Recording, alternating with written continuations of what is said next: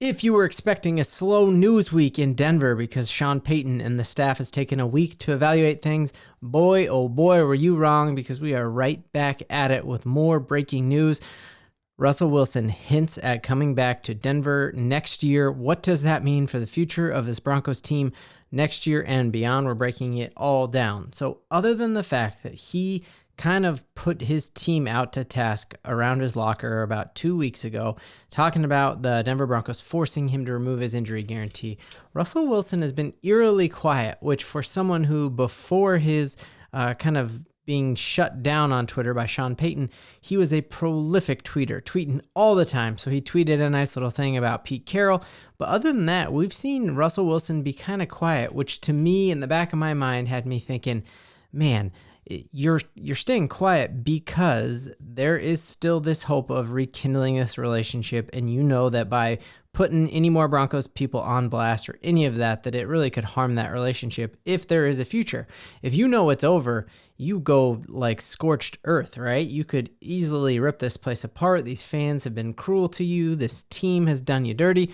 But we've seen Russell Wilson be eerily quiet. Why is that? Well, I think we see just some deafening news on social media just recently. So here is the story, and Russell Wilson kind of hinting at coming back next year. So let's take a look here, take it out of reader view.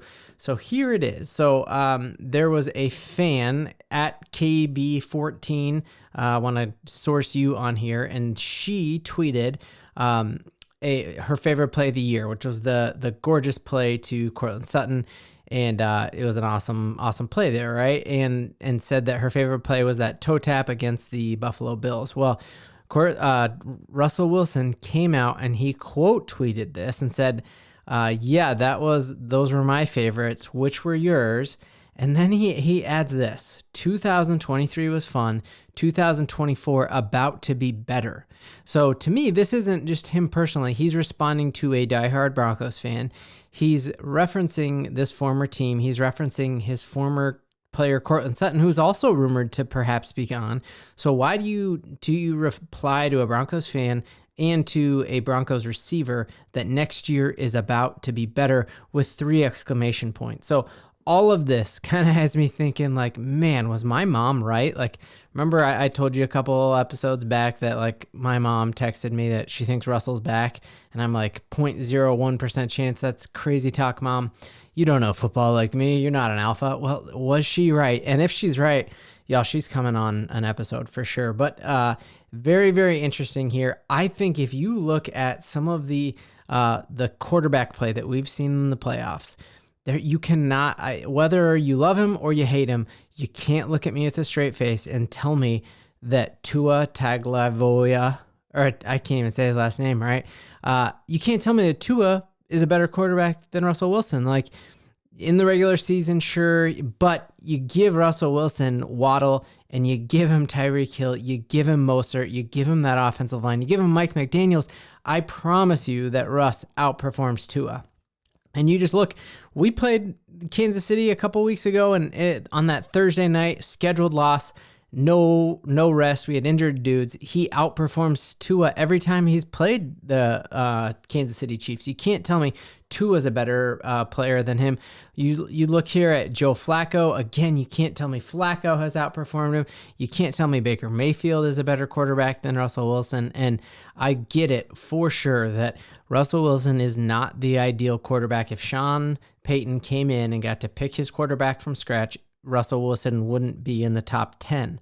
But what differentiates an elite coach and just a run-of-the-mill coach is, are you a system guy or do you make a system for your guys? And I think that is why Bill Belichick is the greatest of all time.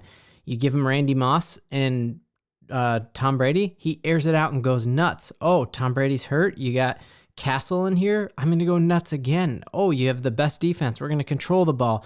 We have great running backs. Let's do this. Oh, we have 2 tight ends. Let's do this. So that's what makes a great coach is, can they fit their system to fit their guys, not find the perfect guy for their system. Like, I'm pretty sure if all the rumors were true and we had Aaron Rodgers in Denver, I think Hackett would have been fine. But Hackett only works with Aaron Rodgers. And that's the sign of not being a good coach. Like, am now in a leadership position, and I've just found that like I'm a good leader when I have great players on my team.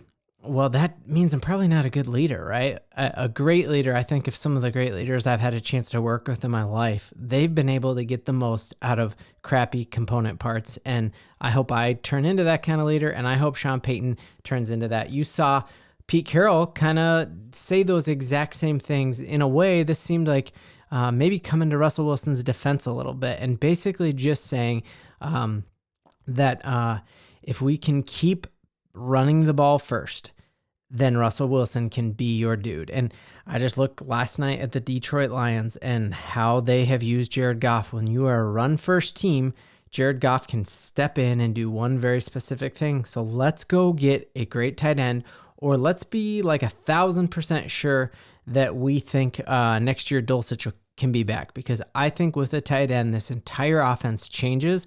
I think you saw a lot of times where the defense was able to look at, based on our personnel on the field, they knew, oh, Manhurts is a blocking tight end. When he's in, they are running the ball.